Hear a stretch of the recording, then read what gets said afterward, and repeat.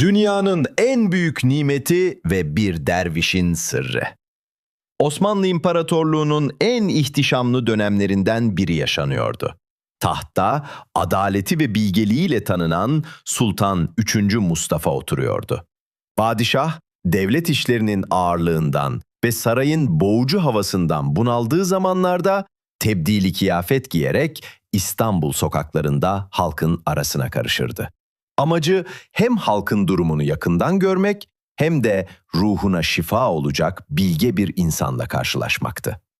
Günün birinde Laleli semtinin dar ve dumanlı sokaklarında yürürken küçük bir dükkanda kendi halinde yaşayan, gözlerinde derin bir huzur taşıyan bir derviş dikkatini çekti. Bu derviş, mahallenin Laleli Baba dediği, dünyalık hiçbir şeye tamah etmeyen gizemli bir veliydi. Sultan dervişin yanına oturdu ve onunla sohbete koyuldu. Laleli Baba'nın konuşmasındaki bilgelik sultanı adeta büyülemişti. Saatler süren sohbetin ardından Sultan 3. Mustafa dervişi sınamak ve onun hayata bakışını anlamak için o meşhur soruyu sordu.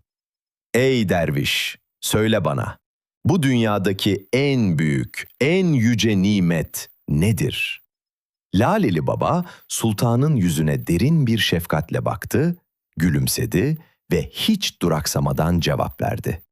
"Bu dünyadaki en büyük nimet hünkârım, afiyetle yenen bir lokma ekmek ve ardından o lokmayı sorunsuz ve acısız bir şekilde vücuttan dışarı çıkarabilmektir." Cihan İmparatorluğu'na hükmeden sultan bu basit ve sıradan görünen cevap karşısında şaşırdı. Hatta içten içe dervişi küçümsedi.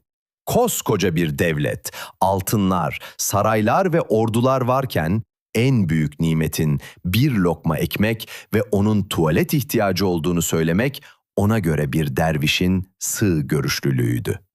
Sultan dervişin yanından ayrılıp sarayına döndü. Ancak o gecenin ilerleyen saatlerinde sultanın sarayında büyük bir sessizlik ve acı hakim oldu. Sultan 3. Mustafa aniden öyle şiddetli bir sancıyla kıvranmaya başladı ki ne saray hekimleri ne de getirilen şifalı şerbetler çare olabildi. Sultan yediği o son lokmayı vücudundan dışarı atamıyordu. Karın bölgesi şişiyor, çektiği acı her dakika daha da katlanılmaz bir hal alıyordu.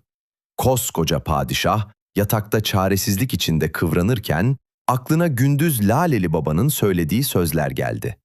Dervişin ne demek istediğini yaşayarak en acı şekilde anlıyordu. Hemen askerlerine emir verdi ve Laleli Baba'yı derhal saraya getirmelerini söyledi. Derviş yatağın başucuna geldiğinde sultan acı içinde inleyerek yalvardı. "Beni bu dertten kurtar ey derviş, ne istersen vermeye hazırım." Laleli Baba sakin bir sesle sordu.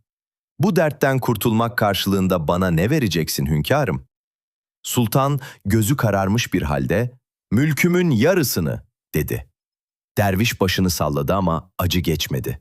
Sultan dayanamayıp "Tamamını, koskoca Osmanlı İmparatorluğunu sana vereceğim, yeter ki beni kurtar," diye haykırdı. Laleli Baba sultanın alnına elini koydu, dualar okudu ve dervişin manevi himmetiyle sultan o an büyük bir rahatlamaya kavuştu. Vücudundaki o büyük yükten kurtulan sultanın sancısı anında bıçak gibi kesildi. Sultan derin bir nefes alarak dervişe baktı.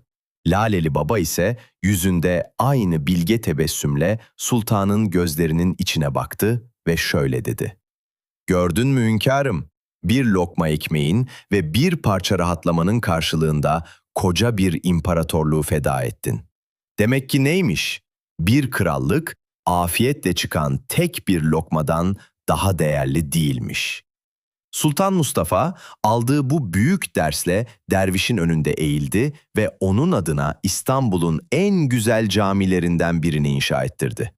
Ama hikayenin asıl özü o küçük dükkanda gizli kalan sırda saklı kaldı.